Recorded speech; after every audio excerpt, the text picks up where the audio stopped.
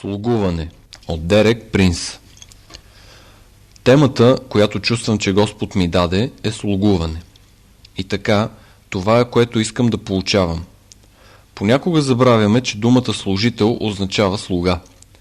Понякога си говорим за това да бъдем служители като за доста извисена, важна позиция, което е много погрешна картина. Това го разбрах преди около 3 години, когато отидохме в Пакистан, за да служим там. Когато минавахме през пункта за чужденци, полицаят ме попита какво работя. Знаейки, че това е мюсюлманска страна, исках да кажа нещо, което да не ме издаде много и казах: аз съм служител. На английски думата за служител е министър. Оттам нататък ми постилаха килими навсякъде. По-късно ми просветна, че той си е помислил, че съм министър на САЩ. Вижте каква погрешна представа сме дали на думата министър, служител. След това вземете думата дякон. Дякон просто означава слуга. Това е цялото значение на тази дума. Но много хора, които заемат длъжността дякон, не разбират, че са слуги. Колко биха били различни някои баптистки църкви, ако вместо да имат тяло от дякони, имаха тяло от слуги. С други думи, нашата плътска, човешка природа е дала погрешно тълкование на голяма част от езика, който ползваме, за описание на християнския ни живот и дейности. И така, с Божията помощ искам този следобед да се върна на някои основни неща във връзка с слугуването. Искам да изясня, че няма да ви предложа ред правила, говоря за духовно отношение, което се нарича слугуване. В църквата днес има много спорове по темата за подчинението. Някои са за него, други са против. Разбирам и двата възгледа. Смятам, че е възможно да бъдем твърде едностранчиви в поучението за подчинение, но има едно нещо, което вярвам, че е абсолютно задължително за всеки искрен християнин, и това е покорност. Не непременно подчинение в определена ситуация, а отношение на покорност. Бих се осмелил да кажа, че всеки християнин, който няма това отношение, има сериозни липси в духовния си характер. Вярвам, че покорността е важна част от живота на посветения последовател на Исус. Това е отношение, а не действие. Възможно е да откажем да се подчиним, както самите апостоли направиха, но пак бяха покорни. Възможно е децата в определени случаи да откажат да вършат това, което родителите изискват, но пак да бъдат покорни. Но да бъдем бунтовници и упорстващи и да си налагаме своето и да бъдем арогантни, това няма нищо общо с християнина. Това, което ме удивява в Библията е, че тя представя една картина на Бога, толкова различно от всичко, което хората си представят, ако останем до тях. Тъй като бях философ, изучавах доста различни концепции за Бога, до които са достигнали философите, както те претендират, чрез разума. Забележителното е, че техните концепции си противоречаха една на друга. Един философ достигнал до заключението, че Бог е единствената реалност, а друг, че няма Бог. Имаше и много други възгледи за Бога между тези двете.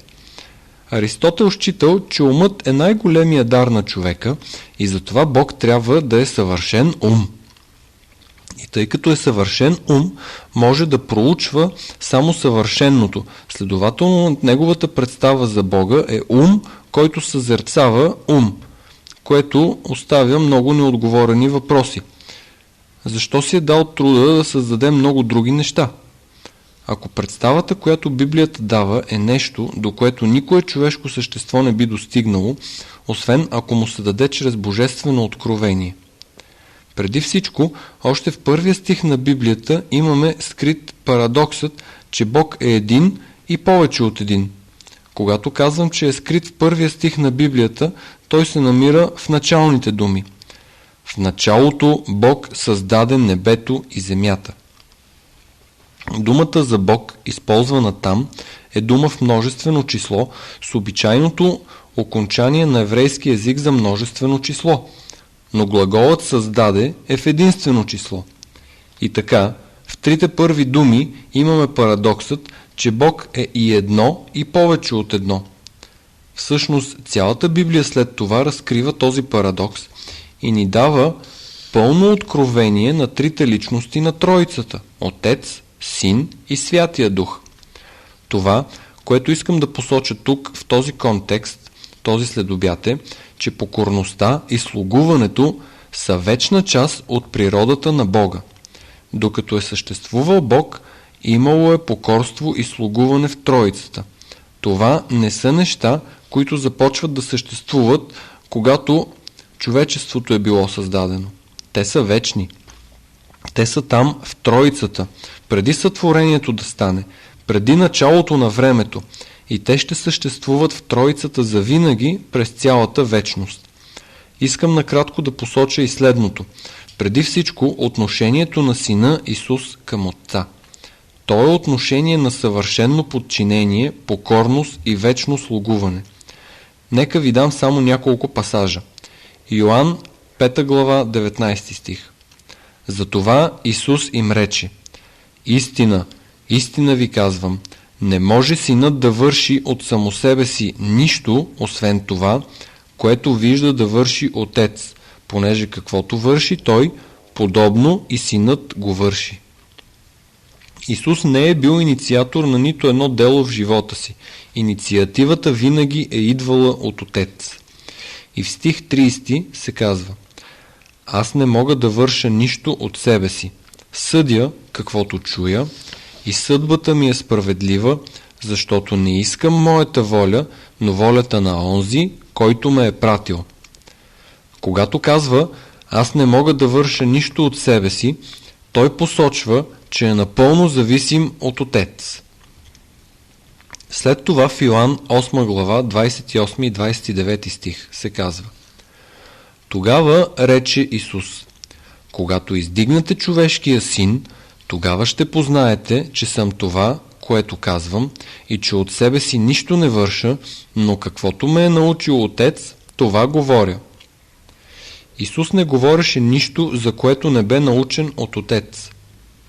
Не вършеше нищо от себе си. И този, който ме е пратил, с мене е. Не ме е оставил сам. Аз върша всякога онова, което е нему угодно. Това е вечното отношение на Сина към Отца. След това в Йоан 15 глава 10 стих: Ако пазите моите заповеди, ще пребъдвате в любовта ми, както и аз опазих заповедите на Отца си и пребъдвам в Неговата любов. Исус винаги пребъдваше в любовта на Отец, като пазеше заповедите му. Това е истина не само за земния му живот, а ще бъде истина и за вечността. Ако отворите на 1 Коринтияни 15 глава, Павел говори за завършека на Божията цел за вековете. Най-напред той обяснява, че Отец ще направи всичко да бъде доведено в подчинение на Сина. Всичките му врагове ще бъдат доведени под нозете му. След това продължава, като казва, че когато това се случи, тогава Синът от своя страна ще покори себе си за вечността на Отца. 1 Коринтияни 15 глава 28 стих. Когато казвам, че му е било покорено всичко, тогава и сам Синът ще се покори на този, който му е покорил всичко, за да бъде Бог все в все. И така, през вечността Синът в Троицата ще се покори на Отца. Покорността не е нещо временно, тя е нещо вечно. Тя е започнала във вечността и ще продължи във вечността. Мисля, че това ще ни помогне да имаме друго отношение към нея. Ние живеем в една култура, в която думата слуга се счита за унижение. Никой днес не желая да бъде слуга, освен ако не е много високо платен и пак ще си помисли. Това е едно напълно небиблейско отношение. То няма връзка с това, което Библията учи. Но то е един от многото примери, в които духът на този свят е проникнал в църквата. Мнозина в църквата мислят за слугуването като хората извън църквата. Нека сега разгледаме отношението на Святия Дух, третото лице на Троицата, към Отец и към Сина. Разглеждаме само някои стихове от Йоан. Йоан, 15 глава, 26 стих. А когато дойде Утешителят, това е названието на Святия Дух, наречен още и помощник, когато аз ще ви изпратя от Отца, Духът на истината, който изхожда от Отца, той ще свидетелства за мене. Святия Дух дойде и това обещание бе изпълнено в денят на Петдесятница, понеже Отец и Сина го изпратиха. Той дойде в покорство на Отец и на Сина. След това в Йоан 16 глава 13 и 14 стих Исус продължава: а когато дойде онзи, Духът на истината, ще ви опътва на всяка истина, защото няма да говори от себе си или за себе си, но каквото чуе, това ще говори и ще ви извести за идните неща. И така, Святия Дух никога не поема инициативата. Много е интересно. Синът никога не е вземал инициативата от Отца, Духът никога не е вземал инициативата от Отца и Сина. Той говори само това, което чуе. После Исус продължава в следващия стих. Той, Святия Дух, мене ще прослави, защото от моето ще взема и ще ви известява. Святия Дух никога не търси слава за себе си. Единствената му цел е да прослави Исус. Може да достигнете до доста добро заключение дали нещо в църквата е наистина от Святия Дух, като прецените дали то прославя Исус или не. Понеже ако не прославя Исус, то не е от Святия Дух. Ако прославя човека или издига доктрина или дава на църквата приповдигнато мнение за себе си, можете да сте доста сигурни, че това не е дело на Святия Дух. Виждаме и действителното поведение на Исус, Сина на земята. Ако има едно нещо, което е забележително за поведението му, то е, че беше слуга. Нека погледнем в Матей 20 глава за момент, стихове 25 до 28. Ако някои от вас не се наричате лидери, но имате амбицията да бъдете лидери, искам да ви кажа, че този е пътят за издигане. Няма друг път в Божието царство. Така всъщност можете да определите докъде ще се издигнете. Ще ви обясня защо след малко. Матей 20 глава, започваме от 25 стих. Но Исус ги повика, учениците, и рече: вие знаете, че управителите на народите господаруват над тях и големците им властват над тях, но между вас не ще бъде така. Един от преводите гласи: не е така с вас, но който иска да стане големец между вас, ще ви бъде служител. Ако искате да постигнете величие, станете слуга. Искате ли да бъдете на върха? Стигнете дъното. Думите са подбрани много внимателно. Ако искате да бъдете велики, станете слуги. Но ако искате да бъдете големец, станете служител или роб. С други думи, доколко ще се издигнете, зависи от това, доколко ниско ще сте готови да започнете. След това Исус потвърди думите си с личния си пример в следващия стих, 28. Също както и човешкият син не дойде да му служат, но да служи и да даде живота си откуп за мнозина. Предполагам, че това е несъмнено пример за всеки, който се нарича служител. Ние сме там не за да ни служат, а да слугуваме. След това в Йоан 13 глава Исус на последната вечеря дава този драматичен пример на вършене на най-долната работа, като всеки друг отказваше да извърши. Той взе кърпа, леген и тръгна от ученик на ученик, като им изми нозете. Колко от вас са мили краката на хората? Доста голям брой.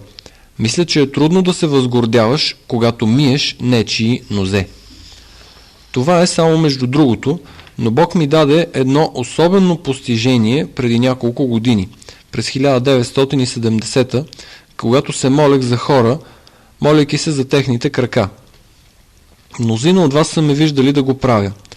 Молил съм се за 1000 крака. Експерт съм по измерване на крака. Някои от скъпите ми приятели, служители, истински мои приятели ми казаха: слушай, трябва да внимаваш с това нещо. Ти имаш репутация на библейски учител, но ти ще я развалиш, ако обикаляш така и коленичиш през всеки и мериш краката на хората. Премислих това, Но в крайна сметка стигнах до заключението, че няма по-добро положение за някой от това да бъде на колене при краката на хората, на които служи. Бях щастлив да приема тази работа и Бог я благослови. Имам, трябва да ви кажа, стотици свидетелства на хора, които са били чудно изцелявани, когато съм им служил по този начин. Това не беше мое изобретение, аз не съм го измислил. Бог го измисли. Просто ви споменах това, понеже нашите добронамерени приятели нямат Господния ум. Бог да ги благослови въпреки всичко. Както и да е, искам само да прочета коментара на Исус, след като бе измил краката им в Йоан 13 глава, започвайки от стих 12. Вие ме наричате учител и Господ и добре казвате, защото съм такъв. И тъй, ако аз, Господ и учител, ви умих нозете, то и вие сте длъжни един на друг да си миете нозете. Защото ви дадах пример да правите и вие, както направих на вас. Това е съвсем ясно, нали? Това не може да се разбере погрешно. Аз ви дадах пример. Истина ви казвам, слугата не е по-горен от господаря си, нито пратеникът е по-горен от онзи, който го е изпратил. И накрая обобщава със следния пример. Като знаете това, блаженни сте, ако го изпълнявате. Не това, което знаете, ви прави блаженни, а онова, което вършите. Мнозина от нас знаем неща, които не вършим. Общо казано, далече сме от блаженството. Но като вършим онова, което знаем, това ни прави блаженни. Има и още една сцена, която според мен не сме обсъждали достатъчно. Точно в края на Евангелието на Йоан, глава 21, след възкресението на Исус. Вижте, можем да кажем, че той беше слуга, докато беше тук на земята, но даже и след възкресението си все още слугуваше на учениците си. За мен това е много забавна случка. Йоан 21 глава. Симон Петър, който беше лидер, и вие знаете как се познава лидерът, нали? Лидер е човек, когото другите следват. Той не винаги е човекът, който е призван да бъде лидер. Петър с всичките си грешки беше лидер. Той каза: отивам да ловя риба. И всички други казаха: ами и ние идваме с теб. Не мисля, че не им стигаше храната и както разбирам, Исус ги бе призовал да оставят риболова заради други задачи. Но те се върнаха и ловяха цяла нощ, като не хванаха нищо. Колцина от вас в служение могат да кажат: Господи, това се случи с мен. Върнах се към нещо, което ти бе взел от мен, не защото съм имал голяма финансова нужда, а само защото не знаех кое е следващото, което трябва да направя.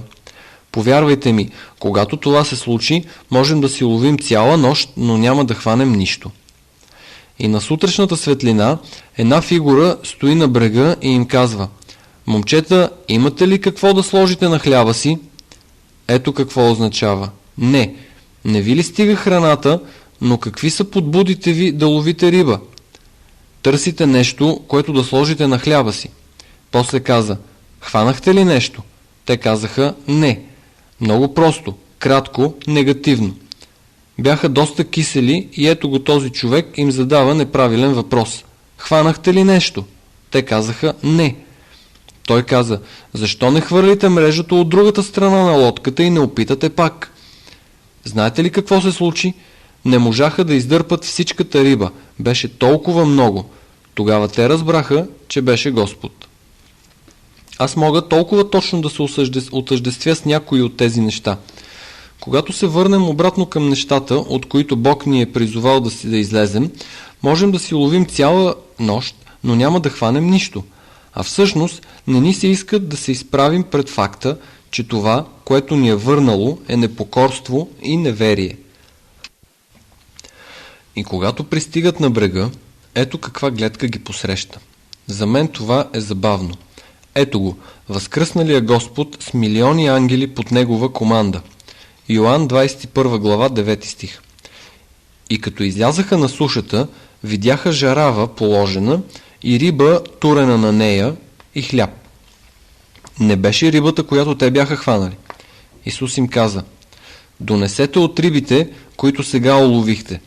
Затова Симон Петър се качи на ладията, та извлече мрежата на сушата, пълна с едри риби на брой 153, и превсе, че бяха толкова, мрежата не се съдра. Исус им каза: дойдете да закусите. Приятно е, когато си прекарал цяла нощ в риболов и после някой с топла и прясна закуска те чака на брега. И никой от учениците не смееше да го попита: ти кой си? Понеже знаеха, че е Господ. Дохожда Исус, взема хляб и им дава, също и рибата. Той сервира на всеки от тях по-отделно хляб и риба. Вижте, Исус не спря да бъде слуга, въпреки че можеше да извика милион ангели и да им каже: пригответе хубава закуска за моите ученици. Той я приготви сам. Мисля, че ако размишляваме върху тази сцена, тя открива дълбочините в разбирането на характера на Исус. Вярвам, че това е характерът на Господния слуга. Винаги си мисля за апостол Павел, малко по-късно ще говорим за него, но когато претърпяха корабокрушение на остров Малта и всичките бяха измръзнали и мокри, събираха дърва, за да направят огън, Павел взел едно дърво и на него имало една змия, която го ухапала. В момента не се интересувам от змията, но си мисля, че Павел не е бил от хората, които да стоят наблизо и да наблюдават как хората правят нещо. Той бил там с другите, събирал дърва. А сега, ако искате за момент да погледнем на характера на Святия Дух. В един смисъл, слугуването е отличителният белег на Святия Дух. Може по много различни начини да се илюстрира това, но аз искам да ви дам една картина от Битие 24 глава, която няма да разглеждаме. Това е твърде дълга глава. Разказва се как Авраам получил невяста за сина си Исак. Авраам извиква слугата си, дава му указание и го изпраща обратно за Месопотамия да вземе невяста за Исак, единствения син на Авраам. Това е една от тия случки, които са исторически достоверни, но също е и притча. Много прекрасна притча. В живота на Авраам има поне две такива притчи. Едната е, когато той и Исаак се изкачват на хълма Мория и той пожертва Исаак. А другата е разказ за това, как той получи невяста за Исаак. В тази притча Авраам, бащата, е прототип на Бог, Отец. Исаак, синът, е прототип на Исус Христос, сина. Ревека, невястата, е прототип на кого? На църквата точно така. Имаме един главен герой, който не е назован по име. Всичко, което се казва за него, е слугата. На кого е прототип той? На Святия Дух. Той е автопортрет на Святия Дух. Цялата глава се върти около него. Той никога не казва името си. Ако помислите за функцията му, той взе камилите, отиде в Месопотамия с наставления от Авраам, които изпълни до буквата.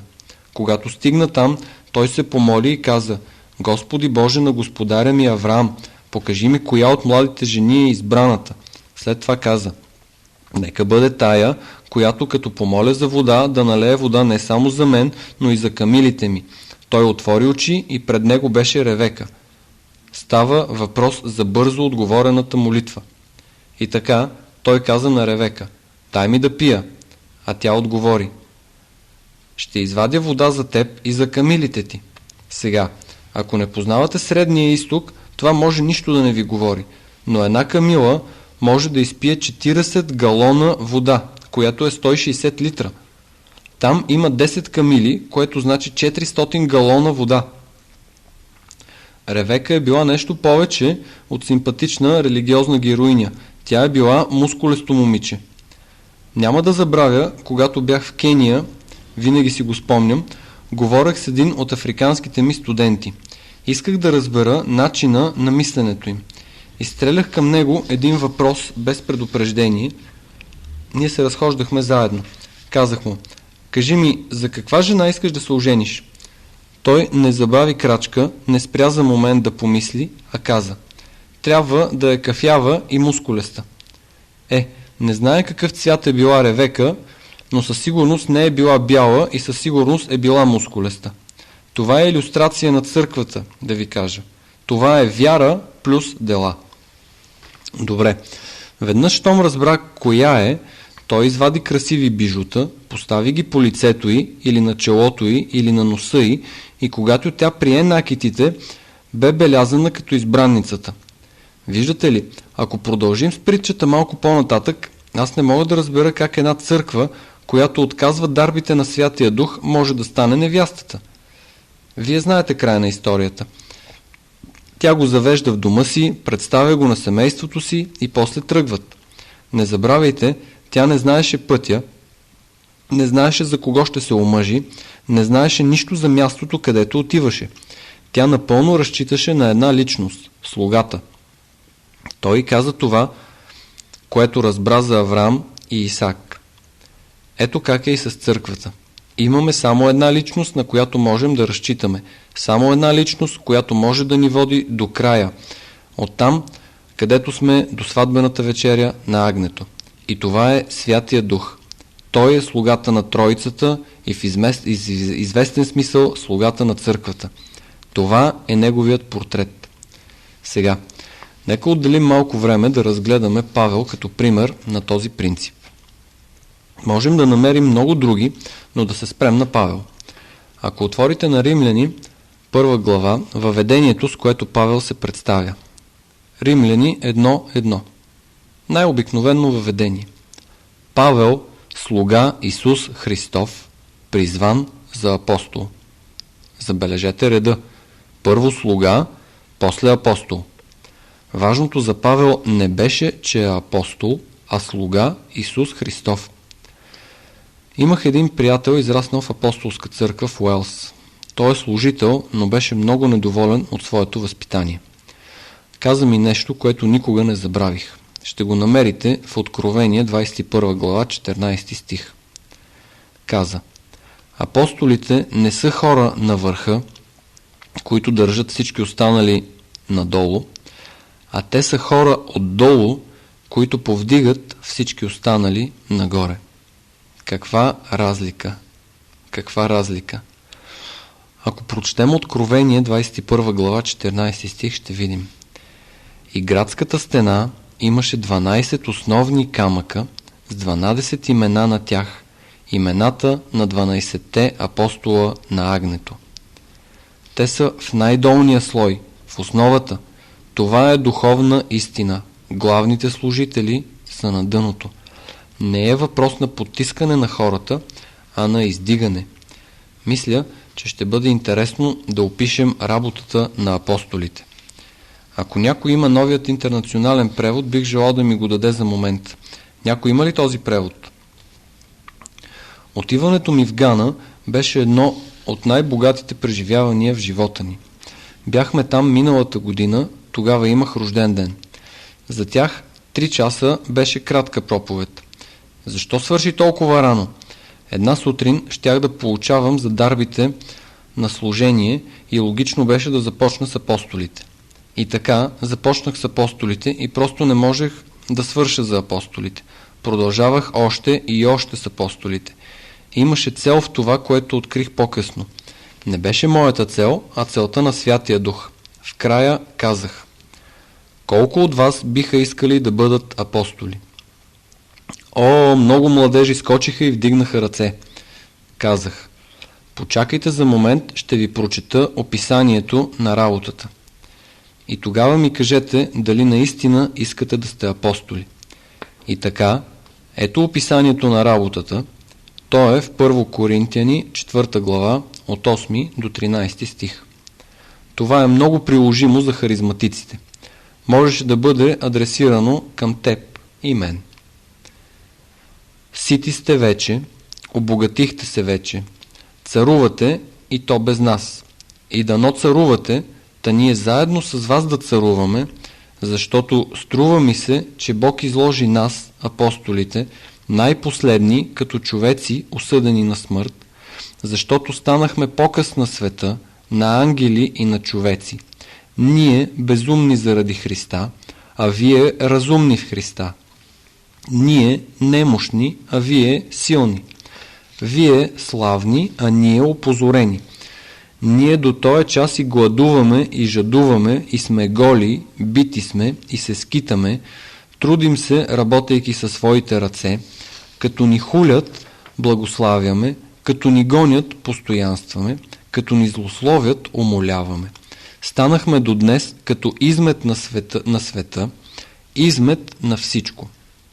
Сега, колко искат да бъдат апостоли? Мисля, че трябва да измерваме себе си според Божиите стандарти. Това е. Бих искал да разгледаме служението на Павел още малко и да помислим за друг негов аспект, който е посочен в Колосяни 1 глава, 23 до 25 стих.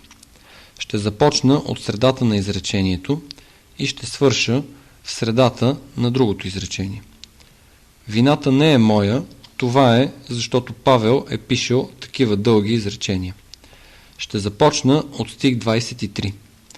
Ако останете основани и твърди във вярата и без да се помръднете от надеждата, открита вам в благовестието, което сте чули и което е било проповядвано на всяка твар под небесата, на което аз, Павел, станах служител.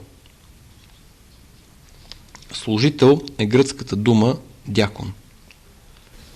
И така, Павел казва там: станах служител на благовестието. Ние сме негови служители, а не негови коректори. Бог благославя отношението на смирение пред Словото му. В този момент, за да демонстрира отношение на смирение към Божието Слово, Дерек Принс слиза от амвона, вдига Библията пред себе си и изявява своето покорство пред нея.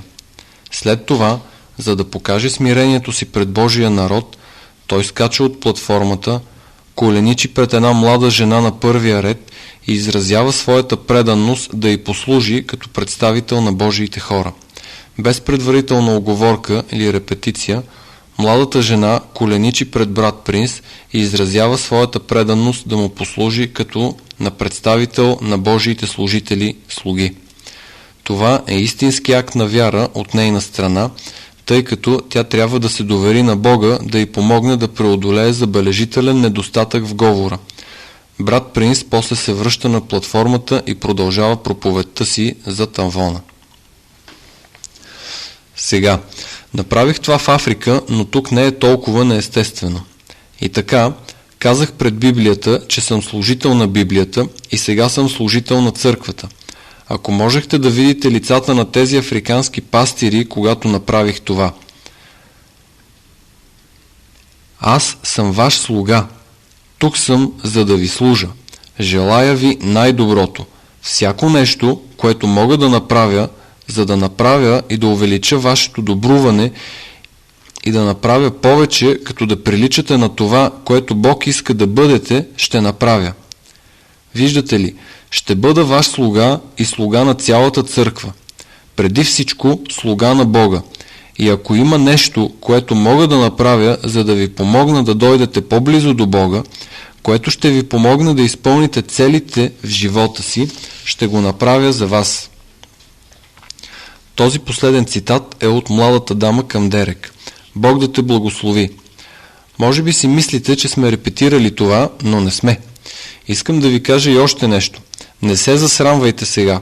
Аз се срещнах с тази млада дама в началото на нашия разговор и има много силно заекване. Бог е освобождава от това, нали? Амин. Благодаря ти, Господи. Добре. Искам да ви кажа, че ми дадахте прекрасен отговор.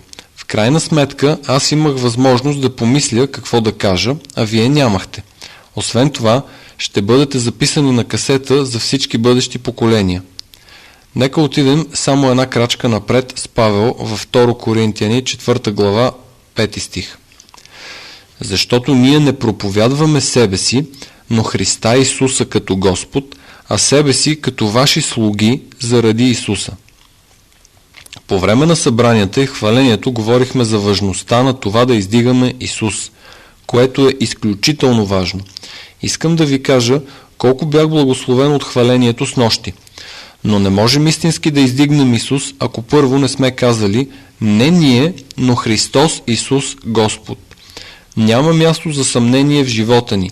Ако Исус ще бъде Господ, ние оставяме себе си на страна. Не аз, а Господ Исус Христос. Аз, ние. ваши слуги заради Исус.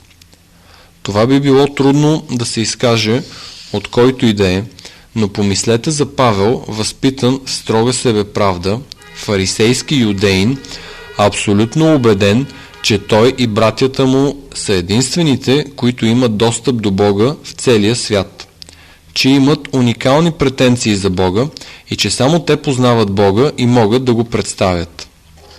После той вижда Исус на пътя към Дамаск и първото нещо, което се случва е, че той е съборен от коня, пада на земята и изгубва зрението си. Водят го за ръка в Дамаск. След това Анани идва и се моли за него, той получава зрението си и бива изпълнен със Святия Дух. След това Бог казва: аз те направих мой вестител до езичниците. Трябва да знаете, сигурен съм, че има тук евреи сега, но не се засягайте. Ние живеем между евреи и в САЩ, и в Израел. Думата за езичник на еврейски език е гой. Колко от вас неевреите сте чували думата гой? Тя означава неевреин. Не бих казал, че е обидна дума, но определено е на по-ниско ниво. Ето го този много горд, арогантен, себеправеден фарисей, преобразен чрез Божията благодат, говори на хора от всички видове произход и мнозина от тях са изметта на земята, понеже Коринт е бил голям пристанищен град и е привличал всякакъв вид хора, както всички пристанищни градове. Ако погледнете списъка от хора, Павел им напомня какви са били. Вие, проститутки, сводници, хомосексуалисти, пияници, грабители и всичко, което е зло. Ето Равин, който им казва: ние сме ваши роби заради Исус. Не мисля, че един човешки ум може лесно да възприеме степента на онова, което Бог бе направил в Павел, за да го доведе до там. Ще ви дам само един личен пример, който е от съвсем различно ниво. Отново се надявам да не засегна никой. Наистина се сблъсках с този проблем.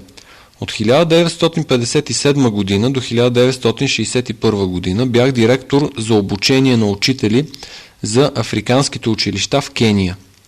Всичките ми студенти бяха черни. Отидох там с дълбокото желание да споделя с тях знанието за Исус. Помолих Бога за слово, когато отивах в Кения, и той ми даде Филипяни 4 глава 9 стих. Не искайте слово от Господа, ако наистина не искате да го чуете. Ето какво каза Павел. Това, което сте и научили, и приели, и чули, и видяли в мене, него вършете. Господ ми показа много ясно, че е лесно да се кажат първите две: това, което сте научили и приели, него вършете. Спомням си сержанта, който най-напред ни обучаваше, когато бяхме призовани в армията през 1940 година. Той застана на разстояние от нас на плаца и извика към нас: не правете каквото аз правя, а правете каквото ви казвам. Той беше много откровен. Мисля, че някои християнски служители ще трябва да направят същото. Не правете каквото аз правя, а правете каквото ви казвам. Но Павел казва, че това не е достатъчно. Това, което сте научили и приели, и какво? Чули и видели в мене, не го вършете. Това беше моето предизвикателство, когато заминах за Кения. Едно от нещата беше, че Бог ми даде свръхестествена любов към тези хора. Аз просто трябва да благодаря на Бога за това. Тя не беше от мен. Аз съм израснал предимно в съвсем бяло общество. Когато погледнах Кения, си помислих какво правят тук тия бели физиономии. Те са като петно на хоризонта, не са от тук. За мен черното беше и е красиво. Рут казва, че ако има един африканец в моето събрание, аз ще проповядвам на него, дори ако има 500 други там. И както знаете, искам да кажа, чухте за моя произход, това не е нещо, с което да се хваля, но получих образованието си в Итън, а след това в Кембридж. Имам и стипендии от Кингс Колидж, Кембридж. Академично и социално бях на върха на британското общество, което е обективен факт, не е нещо, за което да се хваля. Когато стоях пред тези черни мъже и жени, трябваше да си казвам: мога ли наистина да ви кажа, Не ние, а Господ Исус Христос. А ние сме ваши роби заради Исус. И повярвайте ми, в Африка думата роб значи много. Благодаря на Бога, че можех да го кажа с цяло сърце. Това има и последствия, тъй като 20 години след като напуснах Кения, Рут и аз се върнахме и взехме осиновената си африканска дъщеря с нас, която беше родена в Кения. Снощи ви разказах историята. Не съобщихме на никого, че пристигахме. Междувременно водех слаба кореспонденция с тях. Не се обадихме предварително. Когато пристигнахме там, към мен се отнасяха царски. Просто не можеха достатъчно да изразят своето оценяване. Не мога да ви го опиша. Те казваха: този човек основа нашия колеж. Ако искате да спечелите благоволението в очите на африканците, започнете образователен институт. Само това е достатъчно. Те питаха: къде е малкото момиченце, което взехте? Не можеха да си представят, че толкова е пораснала. Казах им: ето я, отвън. Тя беше на 20 години. Те бяха разочаровани, че тя не можеше да говори своя роден език с тях. Както и да е, това е между другото. Научих се, че ако сееш на своето време, ще жънеш. Каквото посееш, такова ще пожънеш. Не казвам това, за да възвелича себе си, а защото за мен беше такъв драматичен урок. Нека сега се върнем и да разгледаме някои общи аспекти на този принцип. Искам да кажа, че всички сме призвани да служим, независимо дали сме лидери или не. Всички сме призовани да служим. Галатяни, 5 глава, 13 стих. Защото вие, братя, на свобода бяхте призовани, само не употребявайте свободата си като повод за угаждане на плътта, но с любов служете си един на друг. Ако някога имате проблеми с справянето си с старата природа, предлагам ви да опитате да служите. Вие сте свободни, били сте освободени, но станете слуги един на друг. След това в 1 Петрово, 5 глава, 5 и 6 стих се казва: така и вие по-младите, покорявайте се на по-старите. Разбираме, че в църквата, ако не в света, днес е прилично по-младите да показват подчинение и уважение към един старей. Това е нещо, което общо взето е замряло в обществото. Но Петър не спира до там. Той казва: да, всички един на друг. Облечете смиреномъдрието, защото Бог се противи на горделивите, а на смирените дава благодат. Това, което искам да посоча е, че в известен смисъл някои се подчиняват на други. Аз лично вярвам, че жените трябва да са покорни на своите мъже, но това не е всичко. Всички се покорявайте един на друг. Главното подчинение е всеки от нас на другия. Дръжте пръста си на 1 Петрово, 5 глава, ще се върнем там. Нека да ви посоча и в Ефесяни 5 глава, 21 стих. Като се подчинявате един на друг в страх от Христа. Това е главното подчинение. После се казва: жени, подчинявайте се на своите мъже като длъжност към Господа. Така че съпруг, който казва: ти ще се покоряваш на мен, казва само половината част, тъй като главното подчинение е един на друг. Аз съм бил женен 2 пъти. Бог ми даде 2 изключително интелигентни съпруги. Колко глупаво би било, ако не се вслушвах в техния съвет. Имаше много неща, които всяка от жените ми виждаше, а аз не виждах. Но никога не съм имал отношението: аз съм началникът, аз взимам решенията, ти просто ще се съгласяваш с това, което казвам. Винаги съм се ползвал от всяко добро, което Бог е вложил в съпругата ми до максимум. Всъщност не мисля, че някога сме имали проблеми в отношението на подчинение. Ще ви кажа и още нещо. Занимавах се с един много известен баптистски служител в Съединените щати преди няколко години относно брака. В известен смисъл той търсеше моя съвет. Външно той бе твърде успешен и ми каза, че той и съпругата му имат голяма църква. Вътрешно и в своя дом той бе всичко друго, но не и успешен. Каза ми, че един ден между него и жена му чашата преляла. Той казал: Ефесяни 5.22: ти се подчиняваш на мен, а тя отвърнала: за да ти кажа истината, не ми се иска да ти се подчинявам. Не виждам да има в теб много, на което да се подчиня. Нещата вървяли към истинска къвга. Коленичили, което е било нещо разумно, и той казва, сякаш студен вятър минал през стаята. Те казали: в страх от Бога. Виждате, ето защо се подчиняваме. Подчиняваме се един на друг в страх от Бога. Страхът от Бога ще ни накара да сме покорни. Върнете се сега на 1 Петрово, 5 глава, 5 стих.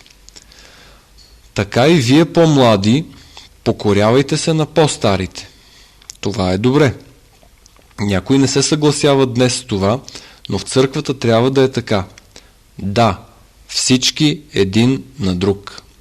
Не трябва да има нито един в църквата, който да няма покорно отношение. Облечете смиреномъдрието. Сега, тук има една много ярка метафора, която не се долавя. Мисля, че Филипс в своя превод я дава, тъй като думата, която е преведена облечете се, отнася до определен вид престилка, която се е носила само от робите. Петър казва, всеки от нас да облече престилката на робство един на друг. С други думи, покажете, че сте роби един на друг. После той цитира Стария завет. Бог се противи на горделивите, а на смирените дава благодат. След това: и тъй, смирете се под мощната ръка на Бога, за да ви възвиси своевременно. Искам да посоча две неща относно смирението. Преди всичко, то не е емоция, а решение. Ти не трябва да се чувстваш смирен, а да го желаеш. Второ, Бог няма да го направи вместо нас. Не е библейско да казваме: Боже, смири ме. Бог казва: вие смирете себе си. Смирението е нещо, което трябва да дойде отвътре в нас. То е решение. Нека ви дам една малка картина тук от думите на Исус. Трябва да свършвам. Лука, 14 глава, 7 стих и нататъка. И когато забелязваше как поканените избираха първите столове, каза им притча, думайки: когато те покани някой на сватба, не сядай на първия стол, да не би да е бил поканен от него по-почтен от тебе, и дойде този, който е поканил и тебе и него, и ти рече: отстъпи това място на този човек, и тогава ще почнеш със срам да заемаш последното място. Но когато те поканят, иди и седни на последното място, и когато дойде този, който те е поканил, да ти рече: приятелю, мини по-горе, тогава ще имаш почит пред всички тия, които сядат с тебе на трапезата. Ще стигнем до урока в следващия стих след малко. Вижте, има решение. Влизате на банкет и всички маси са празни. В края главната маса на платформа с наредени столове. Ти какво правиш? Трябва да вземеш решение. Къде да седна? Ако си глупав, ще отидеш при главната маса и ще седнеш там. След като банкетната зала започне да се изпълва и хората дойдат, господарят на церемонията ще дойде при теб и ще каже: съжалявам, но ти не можеш да седнеш тук, тази маса е запазена за някой по-важен. Ще трябва да станеш, да слезеш от платформата и да се скриеш на някоя отдалечена маса въгъла. Исус казва: не правете това. Глупаво е. Той казва: когато влезеш и се огледаш за най-последната маса, седни там, понеже когато се наложи да смениш мястото си, има само една посока, в която можеш да тръгнеш, и тя е нагоре. Виждате ли? Всеки от нас от време на време е изправен пред такава ситуация. Можем да седнем на главната маса или на последната маса. Ние вземаме решението. Не зная дали сте запознати с поемата на Баняк. Никога не ще я забравя. Тя е винаги в паметта ми. Много е проста. Който е долу, не се бои, че ще падне. Който е ниско, няма гордост. Който е смирен, винаги ще има Бога за свой водач. Вижте, когато сте на пода, има само една посока, в която можете да тръгнете. Тя е нагоре. И така, вие определяте какво място ще заемете. След това Исус обобщава и казва: защото всеки, който възвишава себе си, ще се смири, а който смирява себе си, ще се възвиси. И така, това, което казах в началото, е вярно. Вие в известен смисъл определяте доколко ще се издигнете. Определяте го по това, колко ниско започвате. Не искам да кажа, че ние си вземаме произволно решение, но това, което казваме, че Бог не може да ни издигне до мястото, което иска да заемем, ако не сме готови да започнем ниско отдолу. Мисля, че времето премина, но бих искал да завърша само с още една картина, която е много ярка за мен. Тя е в Йоан 1 глава 29 до 34 стих. Това са думите, с които Йоан Кръстител представи Исуса пред Израел. На следния ден Йоан вижда Исуса, че иде към него и казва: ето Божият агнец, който носи греха на света. Той е, за който рекох: подир мене иде човек, който достигна да бъде пред мене, защото спрямо мене беше пръв. И аз го не познавах, но дойдох и кръщавам с вода за това, за да бъде той изявен на Израиля. И Йоан свидетелствува, казвайки: видях духът да слиза като гълъб от небето и да почива върху него. И аз го не познах, но оня, който ме прати да кръщавам с вода, той ми рече: онзи, над когото видиш да слиза духът и да почива върху него, той е, който кръщава със Святия Дух. И видях и свидетелствам, че той е Божият син. Това е една много простичка картина, която се разиграва. В нея имаме две създания, които са ни познати – агнето и гълъбът.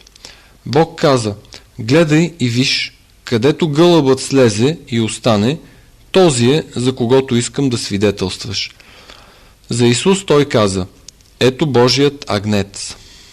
Много простият принцип е следният. Гълъбът, който е Святия Дух, търси една определена природа, на която да почива. Каква е тази природа? Природата на агнето. Точно така. Той не търсеше бик, не търсеше лъв, а агне. И тази беше природата, върху която той бе доволен да слезе и да остане. Искам да ви предложа, ако желаете Святия Дух да почива на нас, трябва да развием природата, която той търси. Каква е тази природа? Агнето. За какво говори агнето в библейската терминология? Можем да назовем много неща, но бих казал, че говори за чистота, кротост и отдаден живот в жертва на другите.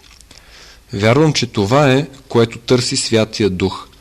Там, където може да намери някой, който развива природата на агне, ще е доволен да остане на него. Виждате, един от проблемите на петдесятното и харизматичното движение е, че умишлено сме подчертавали нуждата от духовна сила, което е абсолютно правилно.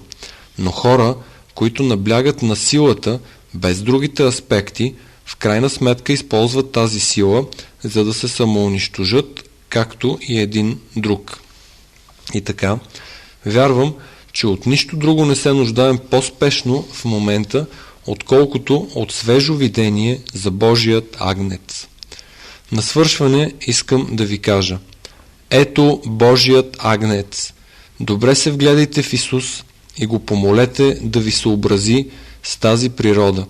И Святия Дух ще се радва да бъде с вас. Бог да ви благослови. Амин.